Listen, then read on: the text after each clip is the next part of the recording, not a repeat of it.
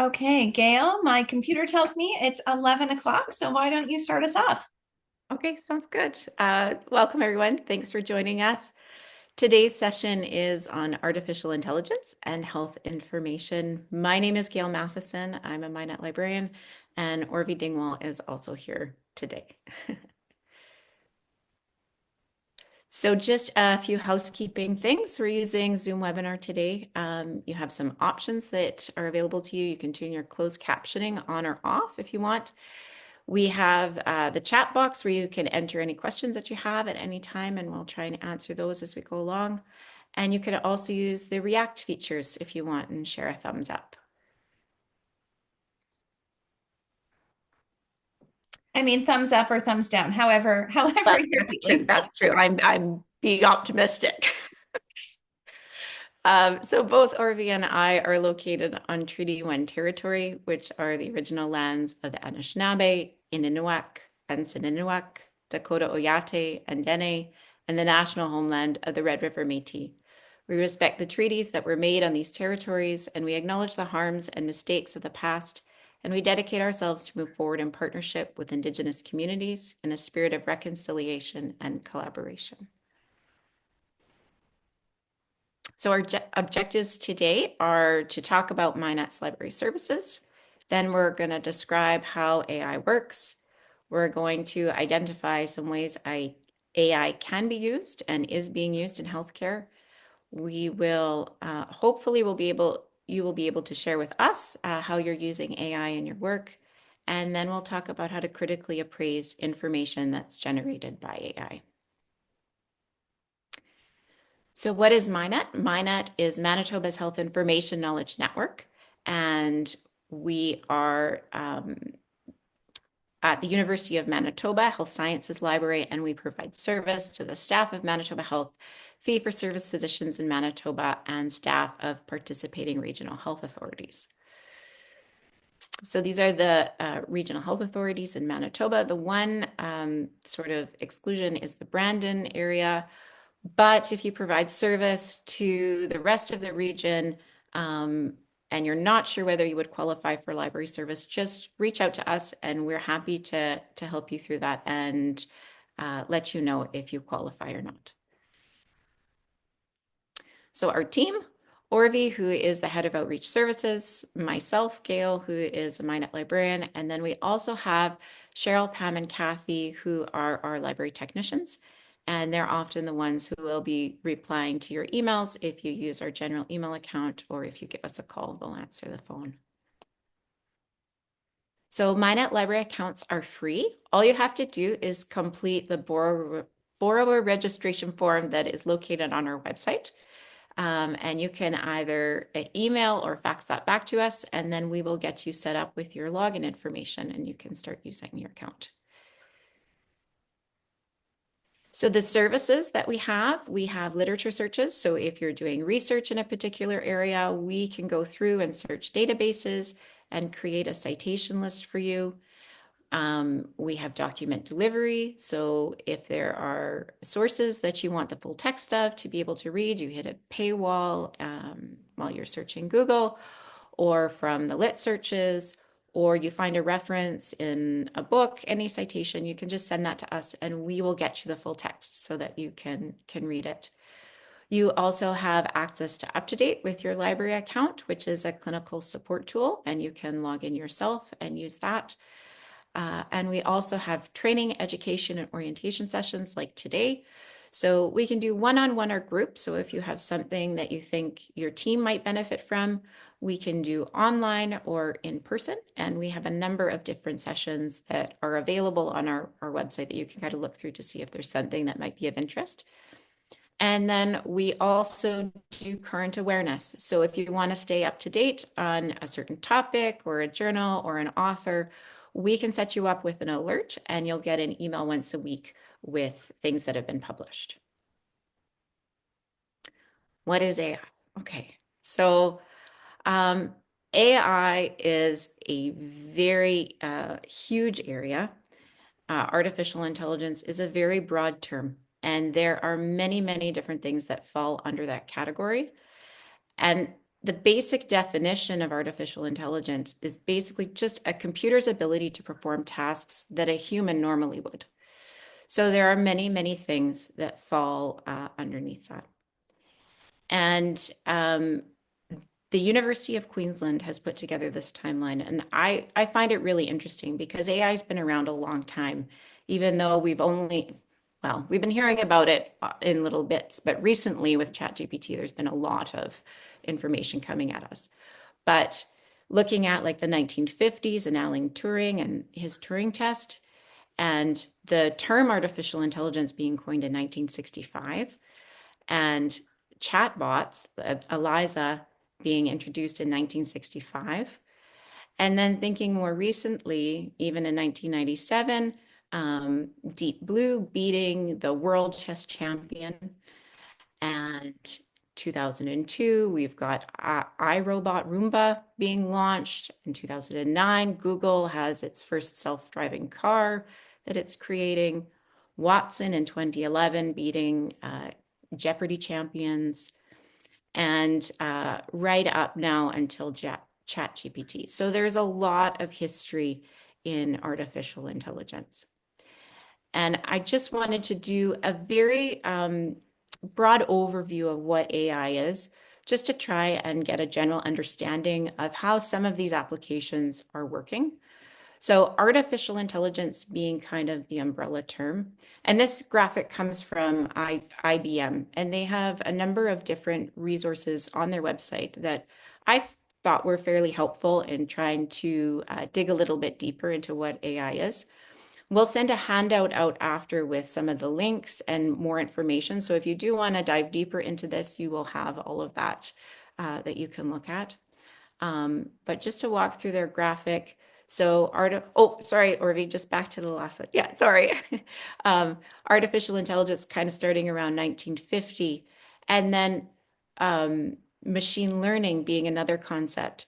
And that's a subset of artificial intelligence coming in around the 1980s. But machine learning is a type of artificial intelligence, and it uses models and algorithms. And an algorithm being a set of instructions that will tell a computer what to do. So it's using these models and algorithms and large sets of data to train, to learn how to make predictions and decisions based on that particular data that it's being trained on. And then beneath machine learning, we have deep learning, which is it's a subset of machine learning, but it's using multi-layered neural networks. So the graphic on the bottom with all of the dots and the links, we talk a lot about nodes. So when it's processing this information, it has a pathway, an input of information. It's got that node where it's doing calculations, and then it has an output of information. And this deep learning has many layers of these networks and these nodes that are processing all of this information, huge, huge volumes of information. So it's really well suited to natural language processing, which is understanding how words are coming together to form meaning. And it's really great at identifying complex patterns. You'll also hear the term unsupervised learning. So it's able to take data that maybe isn't labeled or it's not structured, and it's starting to be able to make predictions and inferences on that data. And then below that in the 2020s, you're getting to generative AI.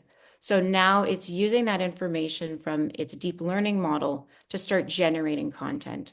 And the content could be images, it could be video, or it could be text. So then I'll just go to the next slide.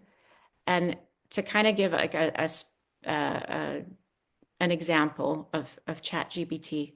So ChatGPT being artificial intelligence, but it's using that machine learning, using those models and those algorithms to run and to train with that data. And then it's a generative AI because it's generating text. And it's using that natural language processing so that it can communicate in a way that we can understand in using human language, just as an example of that. So now we just have a poll, and we're curious if anybody has tried any AI tools so far.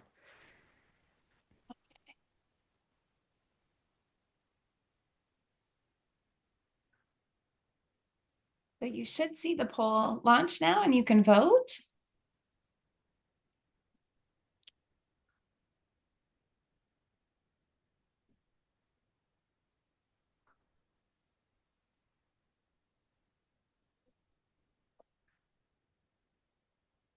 Okay, we'll give you a couple more seconds.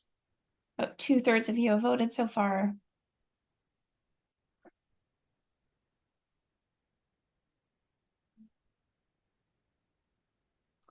Okay, and I'm going to close the poll.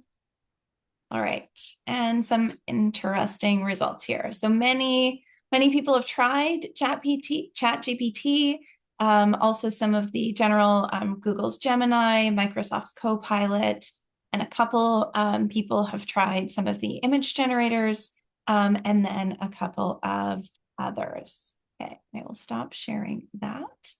And then, oh, sorry, I'll go with it, Gail. And then we want to know, so of those, so many of you have checked them out and tried them. We're curious whether any of you have or use or have tried AI tools in your work.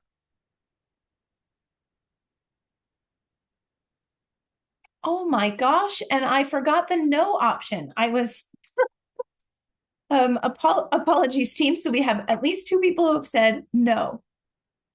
I'm sorry. Okay, well, we have them in this one.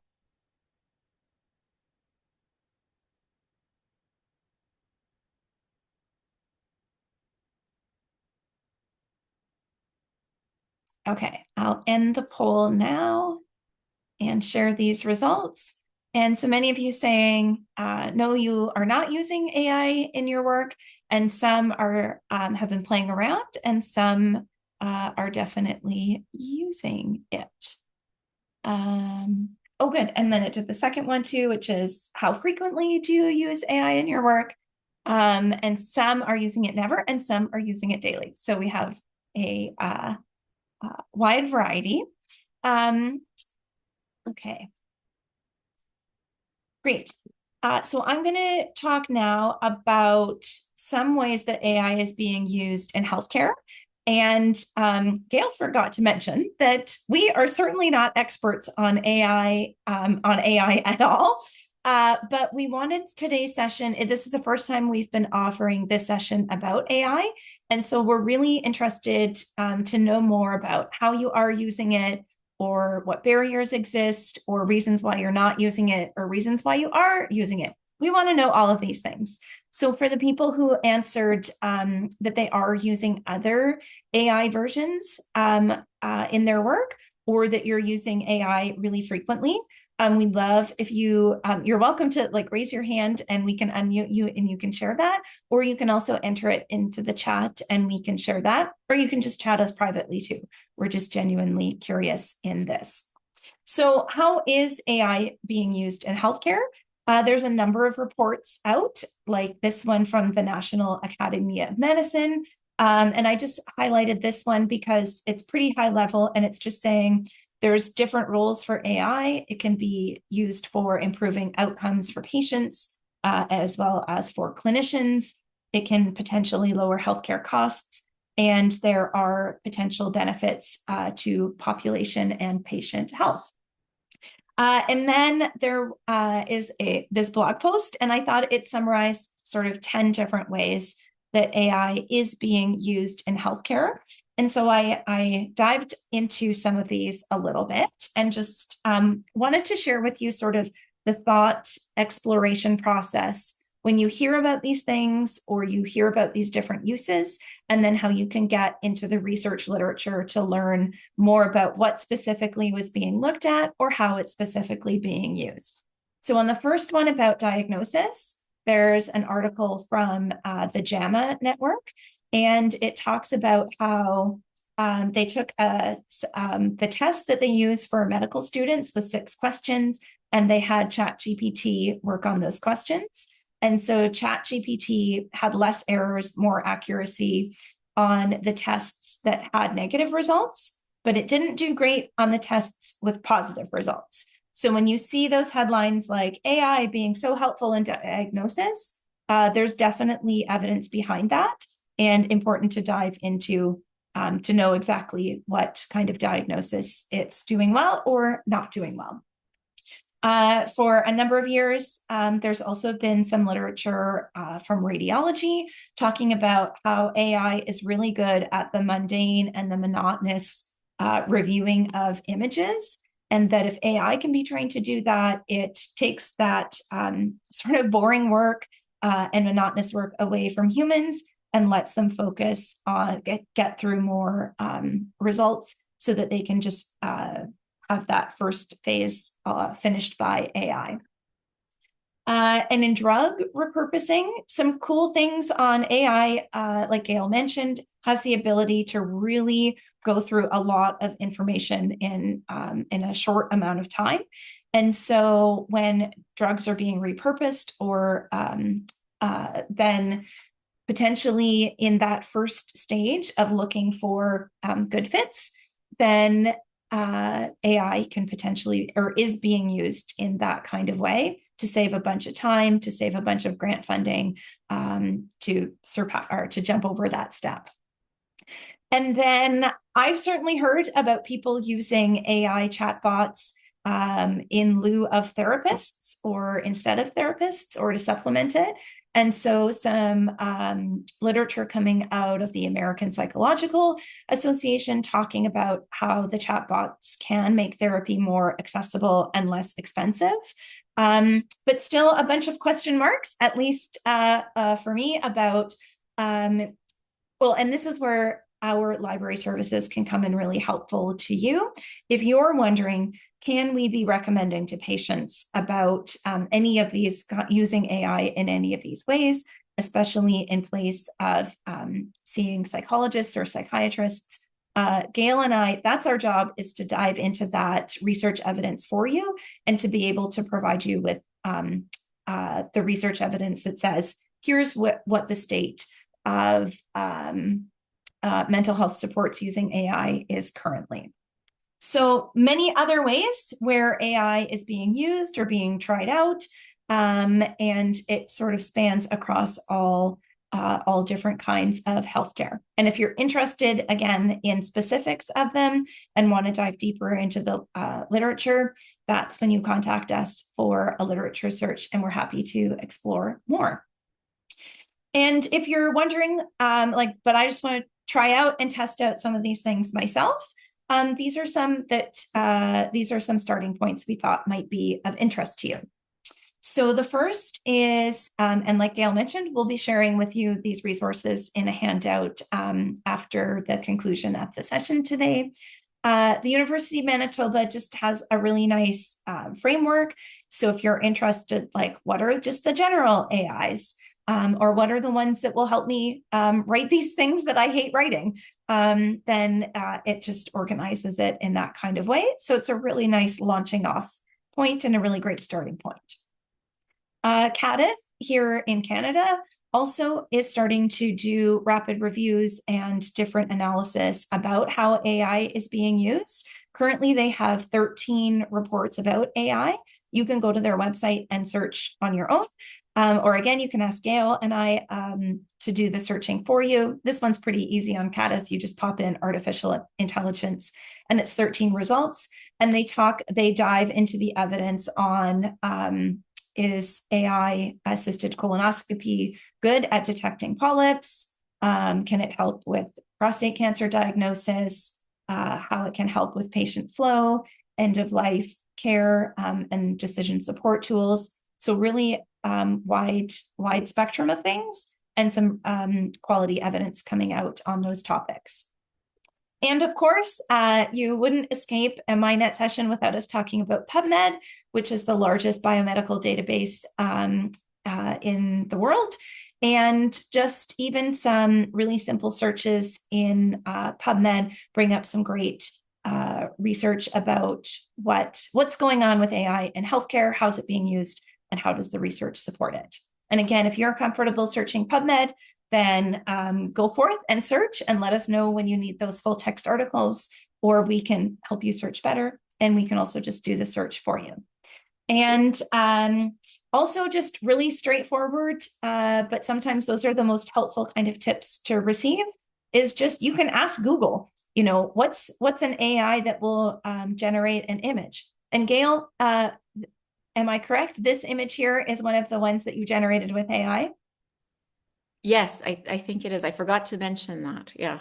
Yeah, so a bunch of the images, Gail was playing around with the AI generators, and this is one of them that came out. And then there's two really specific to healthcare. And we just want to be very clear, we're not endorsing these as products, but we do want to make you aware that they exist and you might want to check them out. So the first is Open Evidence. It's free, so you can search it, and it's supported by advertising. So just keep that in mind. And it is looking at a bunch of academic resources. Then it uses metrics to assess which resources it should focus on for your question. And then it uses the large language model abilities to then provide you a summary. And the second one, really specific to healthcare, is Consensus. This is more clinical in nature, and it's good for if if you think about sometimes an UpToDate, if you put in a question, then sometimes you have to read through a couple of different entries, even though they're quite summaries, and you have to do a lot of scrolling. Consensus is meant to be that even faster next step, and just to really quickly summarize what the answer is for you. And I did a search in both of them. So here was OpenAI. I asked it about the best inhaler for allergy-triggered asthma. It gave me, it wrote this really nice little response, and it also so it recommended some inhalers. It also gave some prevention information. And then at the bottom, it gave 3 resources that it was citing. I asked the same question to Consensus, and it gave me a very different answer. And some of it was a little hard to read. And you never know with AI whether that's just you not understanding the topic, or AI is sometimes not the most cohesive in its writing. And it gave me 2 very different results. I like how it tells you a little bit visually in the moment about what these resources are. So this is a randomized controlled trial. It's from 1987, so it's quite old. And it has 481 citations versus the second one, which is an animal study that's pretty new, but has 0 citations. So immediately our librarian alarm bells are going off here. And because very different results and very questionable citing of the sources. Okay, I notice, so is Consensus also supporting by advertising? Not that I am aware of, no. And, oh, okay, and then a question about image generating. We can address that in the chat. So I'm going to launch one more poll and see if we've piqued your interest about any of these. Okay, so let us know. Knowing a little bit more about these, would you give any of these a try in your work?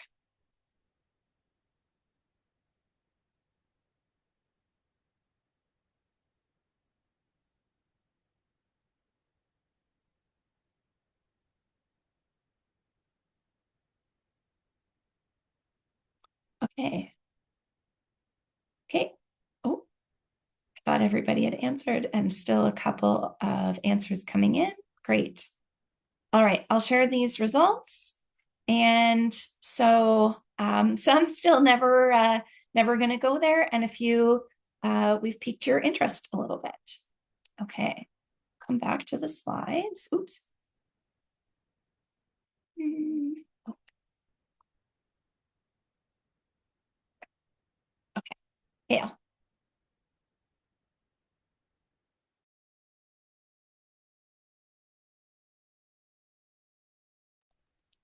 Okay. Yeah, so as you're using it, if you're using it for your work, you're going to have to cite it as you do anything else. And there's a link that we'll provide to the University of Manitoba guide that has some information on how you go about citing AI if you are using it in your work.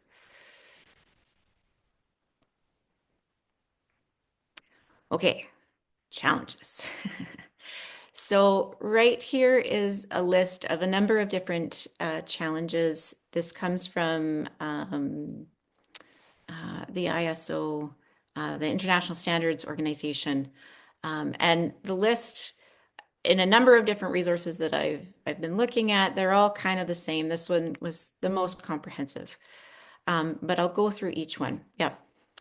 So starting off with bias. So bias can show up in machine learning. So I talked about algorithms and models. So the algorithms and models are created by people who may have bias, and they're being trained by data, huge, huge sets of data.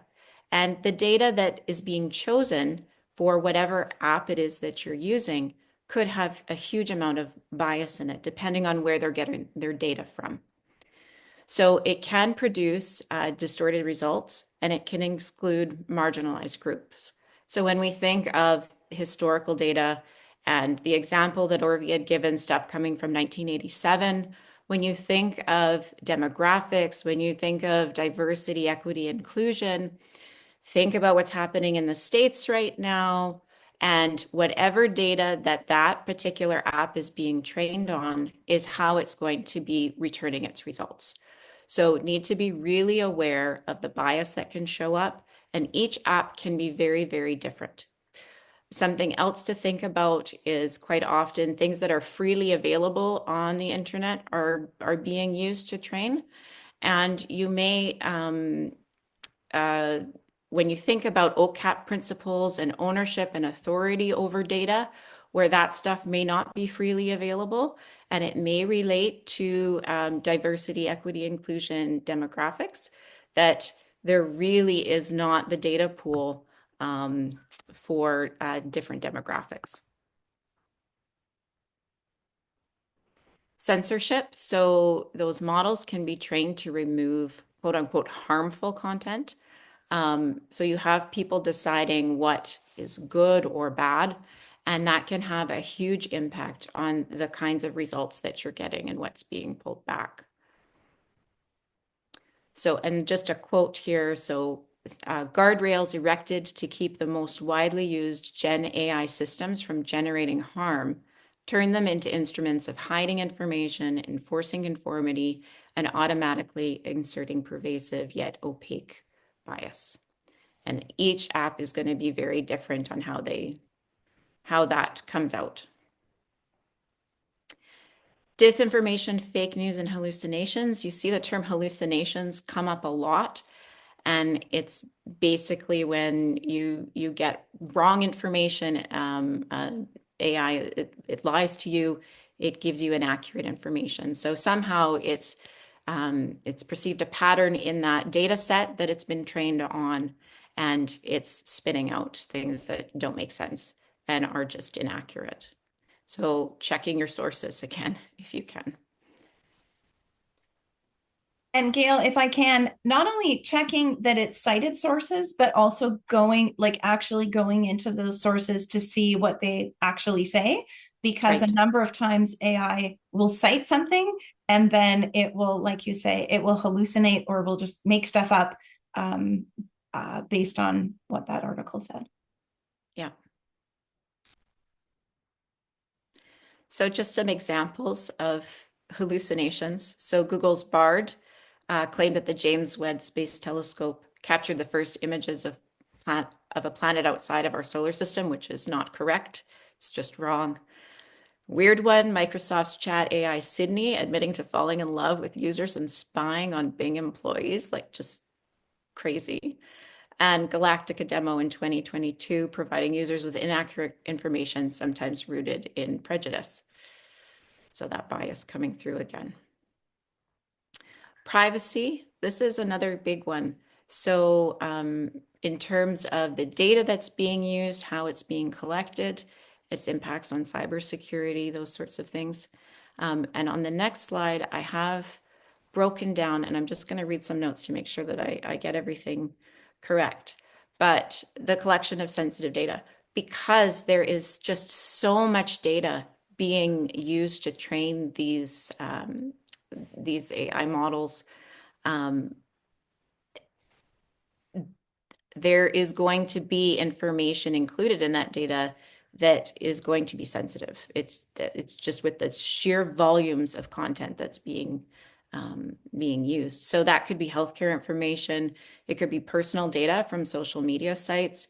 It could be personal finance data, biometric data that's used for facial recognition and other kinds of things. And then collection of data without consent. So one example is LinkedIn. They were automatically opting users into allowing their data to be used with generative AI models. And we'll likely probably see in licensing agreements some of this coming up more and more. But without even knowing it, your data is being used to train AI models. And data without permission. So you may give your data for permission for it to be used for one thing, and then suddenly they're using it for training AI without even telling you. Surveillance bias, so information from security cameras being used in and leading to wrongful arrests because it's inaccurate. Data exfiltration, which is the theft of data by hackers that are causing generative AI to expose sensitive data, and data leakage. So it could just be an accidental exposure of sensitive data. Fails to acknowledge sources. So many don't cite their sources. Orvie showed examples of citing when you use ChatGPT. Sometimes sometimes it does give you citations, and most of the times when I've used it, it does not. And even those citations that it's giving, how good are those citations? It can also create fake citations, so it can make up journal names. It can have real journal names, but the article doesn't even exist. And it can misrepresent facts if you don't go back and fact check. Violation of copyright. So interesting that AI training, that training piece, it is not deemed an infringement of copyright. So you can have these apps that are training on content that they can't actually use to generate images. And then when you go to use it, it's an infringement of copyright. So thinking about voices or the image of a person creating a video that they didn't allow, they didn't agree to. So making sure that if you are using AI to generate images or videos, that you're making sure that it's not using things that it shouldn't be. And environmental impacts. So again, because of the huge volumes of data that all of these models are processing and that they're training with, it requires a huge amount of energy to be able to do all of those calculations. So there's an impact for the amount of energy, the water that is needed to cool that hardware and those data centers that are doing all of that processing. The purchasing and manufacturing and the transportation of all of that hardware has an impact. And then thinking about that AI training using 7 to 8 times the energy of a typical computing action. And the models have to continually be training in order to stay current. So it's not just a one and done. It's a this